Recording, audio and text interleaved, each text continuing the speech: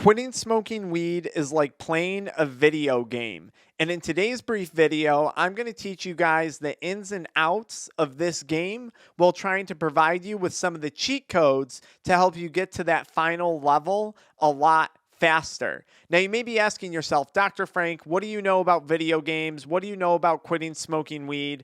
It's a game that I played for over 9 years, struggling with addiction to THC, nicotine, energy drinks, and adult media content.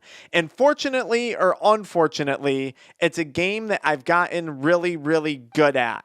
I've also happened to get pretty decent at sharing the tips and the playbook with you guys. Very similar to a video game, the game of addiction recovery, the game of sobriety, quitting a drug. It starts with a commitment. It starts with a decision.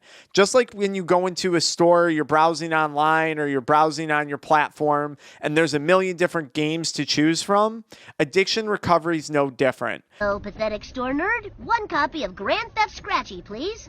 Sorry, sir. That game is rated M. No problem. I have ID. There's a good chance that you have a lot of different things going on in your life right now. And if you want to be successful at this game, the game of quitting smoking weed, it has to start with a commitment. If you're not fully committed to quitting, if you're not 100% in on this game, I promise you, you're eventually going to get distracted and wind up getting torn a bunch of different directions. And the game is either going to take you way longer than it has to, or you're just not going to complete it at all. So just like starting any video game, you have to start with a firm commitment. You made a decision to quit, and you're going to see that decision through. You made a decision to play this game, and no matter how hard it gets or how easy it is, you're going to see this game through. I have never met anybody who became incredibly successful in any area of their life until they had suffered and sweated and sacrificed and kept their focus and fought through tears and trials and tests. And if you have a dream and you commit to it, it will come to pass. Just like a video game, there's different levels when you start quitting smoking weed. When you first decide to quit, I think this is very similar to a video game, how it might actually be kind of easy in the first day, the first few days.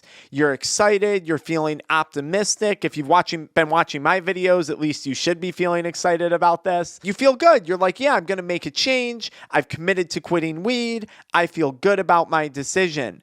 But then what happens? Then you get to the next level. And the next level is after you just didn't smoke for the first few days, now you're facing those withdrawal symptoms. And the game is getting a little bit more challenging. Here's a level that involves anxiety. Here's a level that involves depression. Here's a level that involves headaches, sweating, and nausea, the physical withdrawal symptoms. And you have to get through each of these levels in order to boss up. But I don't want that to scare you because I got some hacks for you guys to help with this. I want you to picture this just like you would a video game.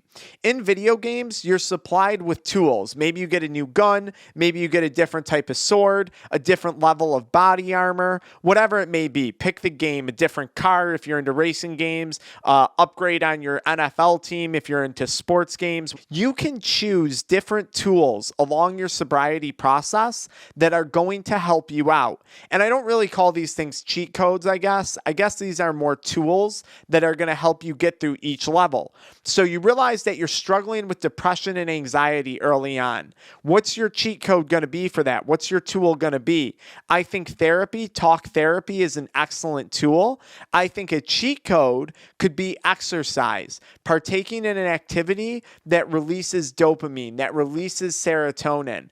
What's another thing that you can use to get through this level of withdrawals? Going to bed and waking up at the same time every day, focusing on good sleep. What's another cheat code or trick that you could use? Eating healthier foods. The point in quitting an addiction is to feel better about yourself, not worse about yourself. So if you try and get a good night's sleep, if you're partaking in talk therapy and you're getting help, you're getting support from someone, and you're eating healthy, you're setting yourself up for success.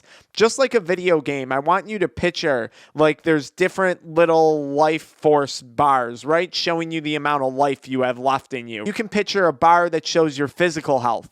And every time you work out and you don't use that drug, that life force on that physical bar increases a little bit. Maybe you go sign up for another therapy session, or you watch a self-help video, or you read a book that's super motivating. That life force goes up on that mental health bar a little bit. You eat some healthy food, your life force goes up a little bit. So you're getting stronger. You're becoming a character that is one to be reckoned with in the game of addiction, recovery, and sobriety, because you're implementing all these different tools to make you more successful. Just like a video game, a lot of games these days, they're not just a single player game, they're a multiplayer game.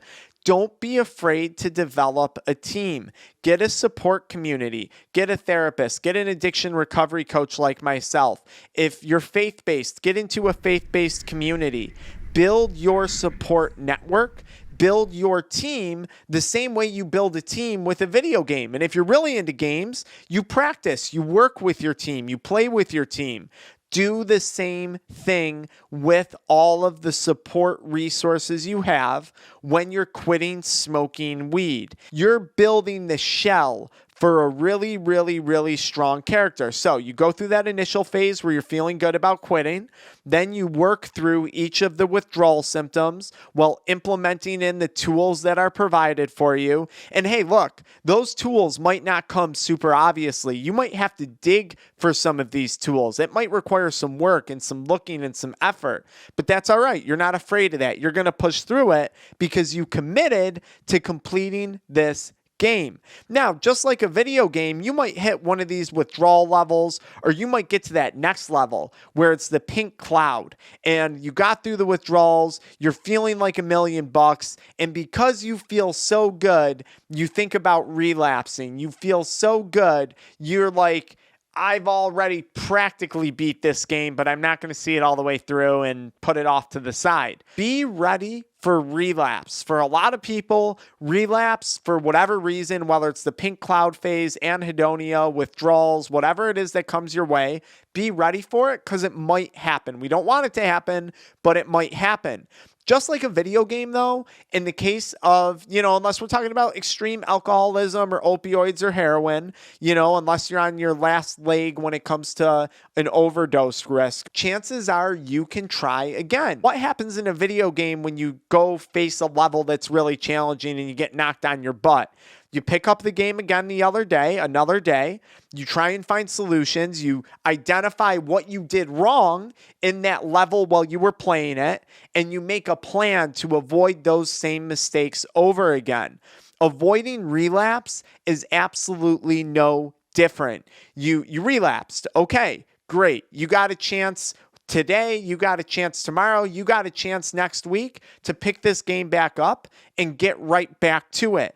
And just like you would in a video game, identified what you did wrong and what you're going to do differently this time to correct the mistakes that were made. Show me something that has grown into something beautiful that didn't have no dirt on it. You take a seed and throw it on the concrete. Don't put no dirt on it and watch what happens. See, you get tripped out because you got dirt on you, but you need dirt on you to develop. As you continue to boss up through this game, what you're going to do is eventually you're going to complete it. You're going to say, okay, great. I'm at 90 days sober, 180 days sober, and I'm feeling really good about my sobriety. I feel strong. I don't have cravings anymore, which are another level in this video game, dealing with cravings. I feel good. But this is where you have to continue on. You don't want to just put the game down and forget about it, because sobriety and recovery is kind of like a long-term, bigger picture type of thing. Now that you've built up all these tools in your sobriety and recovery process, you have the opportunity to start playing other games.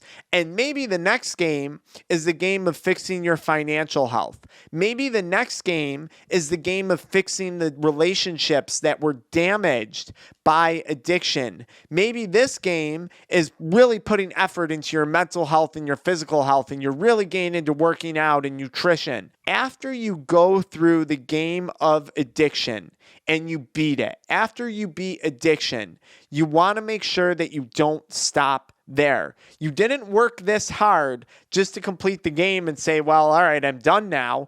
Because chances are, if you do that, you might get bored and you might say, well, I'm going to play that game again. And addiction is a game that we don't want to play more than one time if we don't have to. At the end of the addiction game, you have an opportunity to partake in other things that you've been pursuing in life, other goals, other things that you've been looking forward to. And that's what you want to do. You want to move on to those new and exciting games that are coming out every day, every month, every year of your life. And you want to make sure that you're doing everything you can to succeed at those and not fall back into the game of addiction, which you've already been through, you've already defeated, and you've moved on from. I hope this video helps. It was kind of fun for me to make, little different style format, but I hope it makes you think about this differently and makes you see just how achievable addiction recovery and sobriety really is. Why don't you follow me into the next video where I talk a little bit more about my toxic relationship with weed?